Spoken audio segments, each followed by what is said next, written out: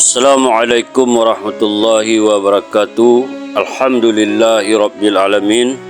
Lagi dan lagi kita bersyukur kepada Allah Subhanahu wa taala atas segala nikmat yang Allah Subhanahu wa taala telah berikan kepada kita. Tidak lupa juga kita berselawat kepada Nabi kita Muhammad sallallahu alaihi wasallam. Allahumma salli ala Sayyidina Muhammad wa ala ali Sayyidina Muhammad. Hari ini kita akan menceritakan kisah-kisah para sahabat Rasulullah sallallahu alaihi wasallam. Dengan menceritakan kisah ini, dengan mendengar kisah ini akan menambah ketaatan kita, kecintaan kita kepada Allah Subhanahu wa taala dan Rasulnya.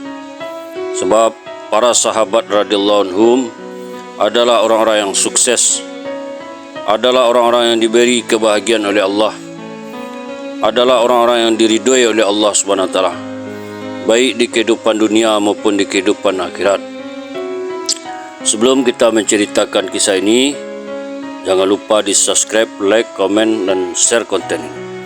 Kisah tentang pembelanjaan para sahabat radhiyallahu anhum. Yang pertama, kisah pembelanjaan Abu Bakar radhiyallahu anhu. Dikeluarkan oleh Ibnu Ishaq dari Asma radhiyallahu anha, katanya, ketika Rasulullah sallallahu alaihi wasallam berangkat hijrah ke Madinah dan diikuti oleh Abu Bakar radhiyallahu anhu, Abu Bakar juga membawa hartanya yang berjumlah 5.000 dirham atau 6.000 dirham. Ia pun meninggalkan Madinah bersama-sama dengan hartanya itu. Kata Asma, kakekku Abu Kuhafah masuk menemui kami dan ia telah kehilangan penglihatannya.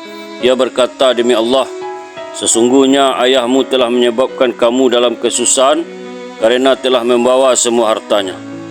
Aku pun berkata, tidak ya kakekku, ia telah meninggalkan pada kami kebaikan yang banyak sekali.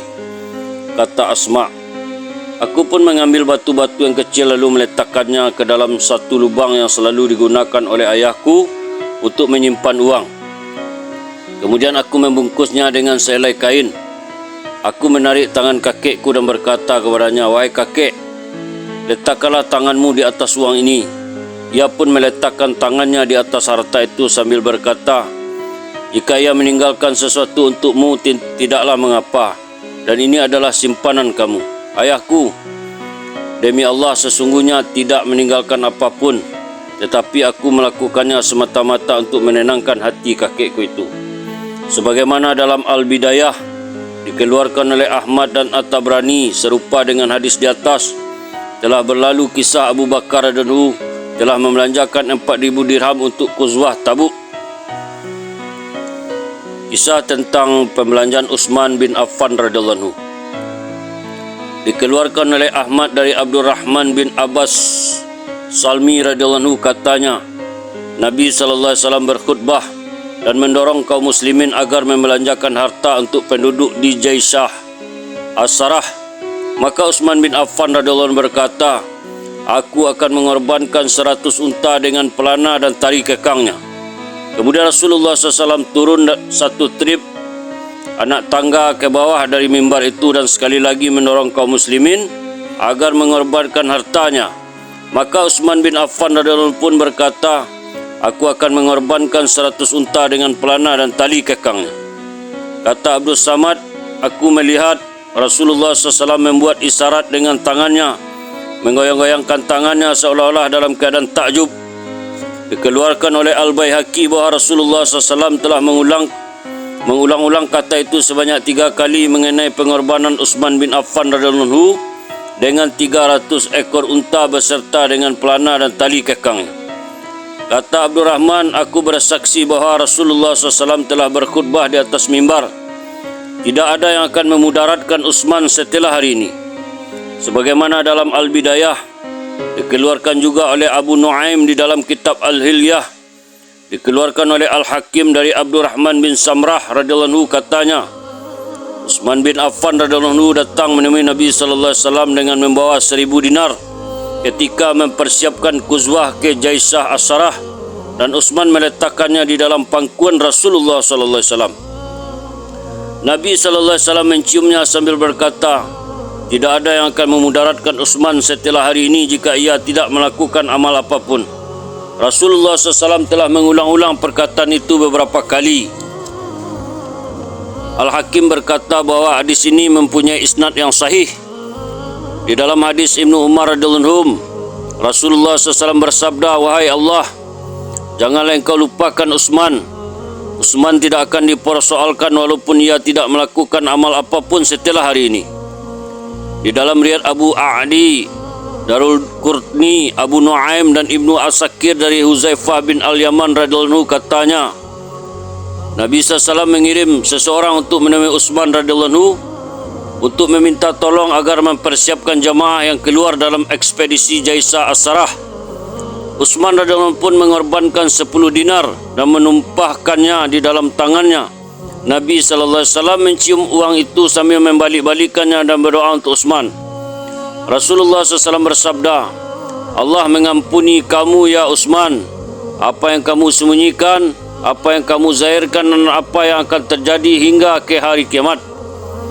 Dikeluarkan oleh Abu Ya'la dan At-Tabrani dari Abdurrahman bin Auf radhiyallahu anhu bahawa ia menyaksikan yang demikian itu ketika Utsman radhiyallahu anhu membawa 700 uqiyah emas, sedangkan satu uqiyah setara dengan 40 dirham untuk membiayai ekspedisi Jaisa As-Sarah itu. Dikeluarkan juga oleh Abu Nuaim dalam kitab Al-Ihya dari Qatadah radhiyallahu anhu katanya, Utsman radhiyallahu anhu telah memberikan 1000 ekor binatang tunggangan termasuk 50 ekor kuda dalam Ghazwah Tabuk. Di dalam riwayat Ibnu Asakir dari Al-Hasan katanya, Utsman telah mempersiapkan 950 ekor kuda atau 970 ekor unta dan 30 ekor kuda di dalam Ghazwah Tabuk. Kisah tentang pembelanjaan Abdurrahman bin Auf radhiyallahu anhu. Dikeluarkan oleh Ahmad dari Anas radhiyallahu anhu katanya, ketika Aisyah radhiyallahu anha berada di dalam rumahnya, ia mendengar satu suara di Madinah. Ia bertanya apa yang telah terjadi. Kaum muslimin menjawab, kafilah Abdurrahman bin Auf telah tiba dari Syam membawa berbagai barang. Kafilah Abdurrahman bin Auf terdiri dari 700 unta, maka bergemuruhlah Banidah dengan teriakan suara mereka. Aisyah radhiyallahu anha berkata, aku telah mendengar Rasulullah SAW bersabda, aku telah melihat Abdurrahman bin Auf masuk ke dalam sorga dalam keadaan merangkak. Ketika perkataan Nabi SAW itu sampai ke pengetahuan Abdurrahman bin Auf, ia berkata, jika aku mampu, aku akan masuk ke dalam sorga dalam keadaan berdiri. Ia menyerahkan semua unta itu di jalan Allah. Dikeluarkan juga oleh Abu Nuaim di dalam kitab Al-Hilyah. Dikeluarkan oleh Abu Nuaim dalam kitab Al-Hilyah dari Az-Zuhri katanya, Abdurrahman bin Auf telah bersedekah pada zaman Rasulullah SAW setengah dari hartanya atau sebanyak 4.000 dirham. Kemudian ia mengorbankan 40.000 dirham, 500 kuda di jalan Allah, diikuti oleh 1.500 ekor unta di jalan Allah, dan kebanyakan hartanya itu adalah hasil dari perniagaannya. Dikeluarkan oleh Ibnu Al-Mubarak dari Ma'mar dari Az-Zuhri katanya, Abdurrahman bin Auf radhiyallahu anhu telah bersedekah pada zaman Rasulullah SAW dengan separuh hartanya. Kemudian ia mengorbankan 40.000 dinar di jalan Allah, diikuti dengan 500 ekor kuda dan 500 ekor unta. Kebanyakan hartanya itu dari hasil perniagaannya. Kisah tentang pembelanjaan Hakim bin Hazam radhiyallahu anhu. Dikeluarkan oleh At-Tabrani dari Abu Hazim katanya, kami tidak pernah mendengar di Madinah seorang pun yang paling banyak mengeluarkan binatang tunggangan di jalan Allah selain Hakim bin Hazam radhiyallahu anhu. Abu Hazim berkata, dua orang lelaki Badui datang ke Madinah menanyakan apakah terdapat orang yang dapat memberikan kepada mereka binatang tunggangan untuk digunakan di jalan Allah. Orang-orang menunjukkannya kepada Hakim bin Hazam radhiyallahu anhu. Lalu keduanya pun mendatangi Hakim yang sedang berada di tengah keluarganya di rumah. Hakim pun bertanya kepada mereka, apa yang kau inginkan? Mereka menjawab, kami memerlukan binatang tunggangan untuk digunakan di jalan Allah. Ketika itu Hakim memakai sepasang pakaian yang dibuat di Mesir yang berharga 4 dirham. Ia lalu mengambil tongkatnya dan berangkat bersama 2 orang hambanya. Setiap kali ia melalui kawasan tempat sampah, ia akan memungut potongan-potongan kulit yang ditemuinya. Dengan menggunakan tongkatnya, ia mengibas-ngibas potongan-potongan kulit itu dan menyuruh hamba-hambanya mengambil potongan-potongan kulit itu. Salah seorang Arab Badui itu berkata kepada sahabatnya, "Celaka kamu. Lelaki ini tidak mempunyai apa-apa kecuali sampah yang dipungutnya." Lelaki yang kedua berkata, "Celaka kamu. Jangan kamu tergesa-gesa. Biarlah kita melihat apa yang akan terjadi." Hakim berangkat dengan kedua orang lelaki Arab Badui itu ke pasar. Ia melihat 2 ekor unta betina yang gemuk dan cukup dengan kelengkapannya lalu membelinya. Kemudian ia membeli unta-unta itu dengan segala kelengkapannya.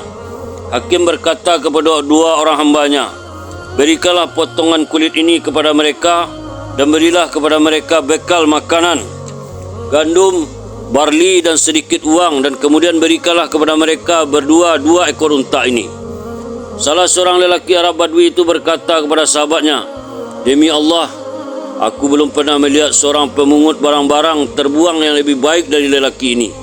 Dalam Majma'uz Zawaid dikeluarkan oleh At-Tabrani dari Hakim bin Hazam radhiyallahu anhu bahwa ia telah menjual rumahnya kepada Muawiyah radhiyallahu anhu seharga 60 dirham.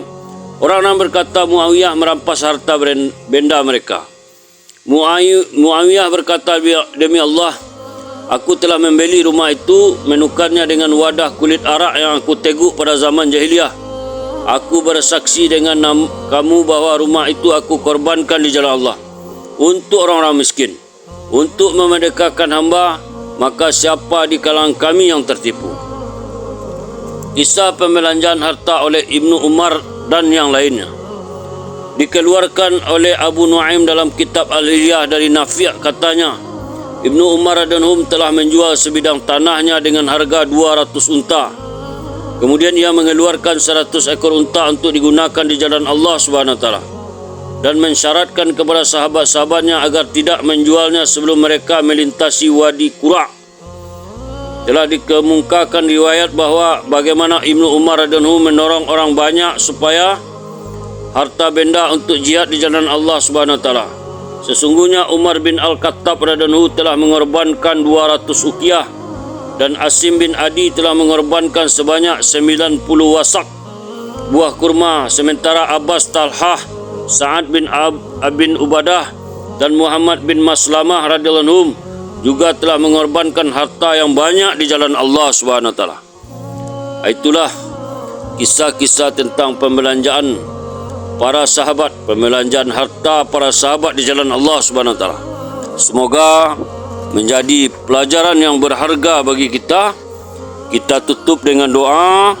Subhanallah wa bihamdihi, subhanallah wa bihamdika, asyhadu an la ilaha illa anta, astaghfiruka wa atubu ilaik. Assalamualaikum warahmatullahi wabarakatuh.